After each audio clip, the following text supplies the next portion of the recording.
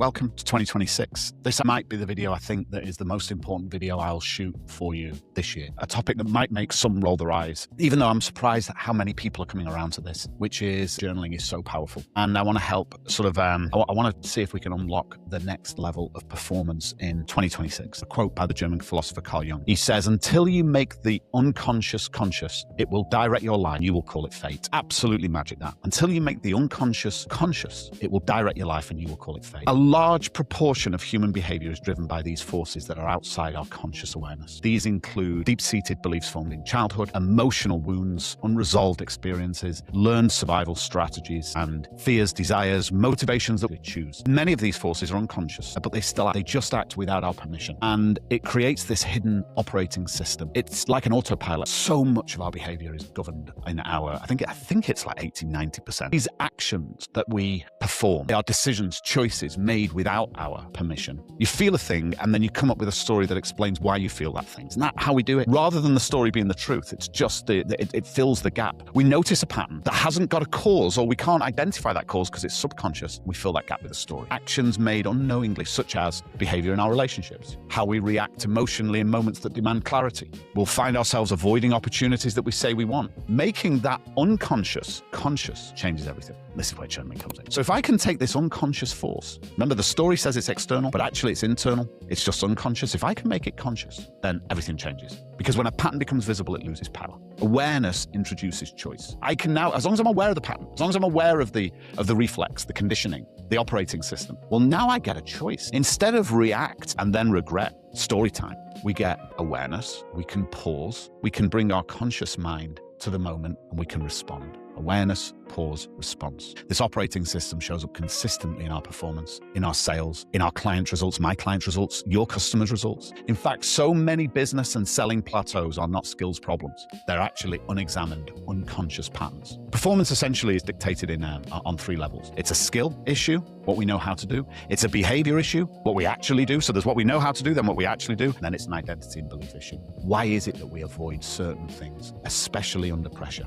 The pressure of selling makes this really puts the heat under this issue. Training and coaching alone is cool, but it works on level 1, it's skill. Accountability is brilliant, cooler than cool, working on level 2. It's coaching, and that includes self-coaching, and the most powerful tool I know of in self-coaching is journaling. Coaching works on level 3. Interestingly, consistency, consistent results. When we notice something's happening, consistency, it's usually living in level 3. When the unconscious is not examined, it hijacks behavior. I want to take a moment now and talk about selling in particular. Sales is the perfect sort of crucible for these issues. It's the perfect mirror for the unconscious. Authority issues, money issues, and all identity issues into tiny, short conversations. These are unconscious hot zones. Under that kind of pressure, conscious intentions disappear, conditioning takes over. This is why in selling, when you review your own calls and you think, why on earth did I do that again? In selling, we can know better and still behave the same way. It is a crucible. Very uncertain what's happening in the conversation. It's got rich rejection potential. There are authority issues that we carry around with us, money issues we carry around with us, and lots of identity issues. And it compresses all that power into very short conversations. Of course, it's a hot zone. Here's some examples. Prospecting avoidance. That might be inconsistent outreach, over-preparing instead of picking up the phone and making some calls, hiding behind research or CRM notes or admin. What that really is underneath. So that's what it looks like. What it really is, it's fear of rejection tied to self-worth. It's a belief that interruption equals disrespect. It's early experiences of being dismissed or ignored. Wounds us that. That's hard to have. It's hard to be disrespected. It's hard to be ignored. We self-sabotage. We avoid making the calls, and we'll say, I'm just better in conversations once people are interested. Maybe it's discounting, weak negotiation. We drop price too early. We justify cost defensively. We have fear of silence in negotiations. That's what it looks like, the surface. The operating system, it's a need to be liked. It's a discomfort with conflict.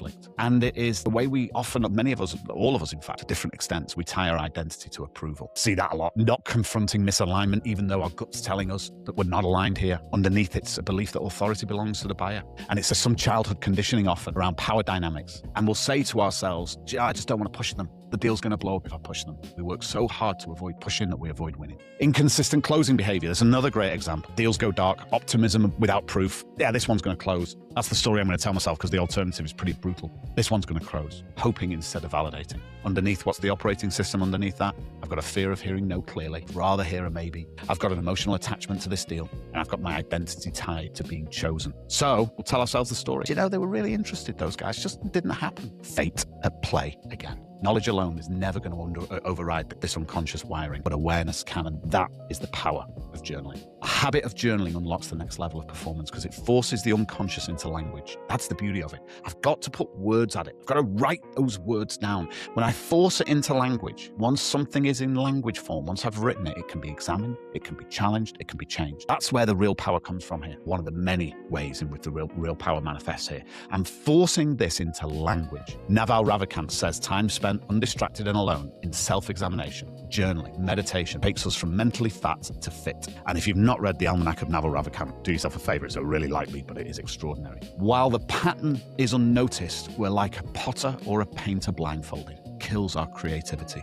We need to take the blindfold off. Then we can see the connection between action and result. That's what journaling is. Putting words at these things, these very untangible things. Now I can start to see the connections, the patterns. We can reveal repeated emotional triggers, predictable behaviors under pressure, familiar excuses and stories we tell ourselves. We can't change these patterns whilst they remain invisible. Journaling will expose why certain deals stall, why certain conversations feel heavy, why certain people and prospects drain energy. This alone will raise performance, just the clarity of it. And when we can name fear, frustration, anticipation, and resistance, we reduce its grip on us. We become better listeners. We become stronger in silence. We ask cleaner questions. We're calmer in negotiation. Essentially, journaling is unlocking composure. Elite performers will separate who they are from what just happened. And journaling reinforces that distinction. It builds that wall a little higher between our identity and our role. Now, that might feel like a lot of words. Might seem so much easier to say, hey, I blew that.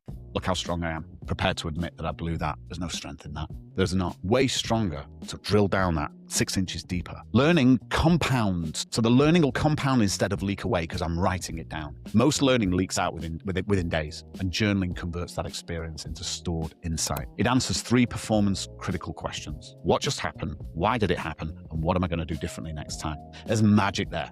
One sales call can improve the next 10 if we take the right lesson out. But without reflection, then and the tool I am advocating for is journaling. Without reflection, that experience stays isolated. With journaling, it can compound. And you only need to get 1% better a day for magic to happen. Revenue in our pipeline, in our revenue, and in our bank accounts. Journaling is building essentially this internal coach, and it asks it asks through 2 lenses. I want you to think of it proactively and then sort of a pre-mortem and a post-mortem to the event. This can happen before and after. Where will I avoid the truth? Where did I avoid the truth? Where will I trade approval for certainty? Where did I trade approval for certainty? These bookends become very powerful. Where will I perform well under pressure? Where did I perform well under pressure? A simple high-performance journaling structure make huge differences when we execute it daily for 90 days, 180 days, 360 days. And that's why my big call out is journaling in 26 for all of you. A simple high-performance journaling structure. Let's start in the morning. 3 things you're grateful for. Guys, you don't have to write it flowery. Pen on paper is my preference. Don't type it into a notes app. Buy where's my little book? Just a little book. 3 affirmations. And in a future video, I'll teach you the structure of an affirmation, but just really it's a power statement about yourself. It's not a lie, by the way. It's a statement of truth that the calendar hasn't caught up with yet. So 3 strong affirmations, a quick goals review. What am I trying to achieve this year, this month, this week, today? A note on attraction, things that I want to attract into my life. And then do that pre-mortem. Look at your calendar.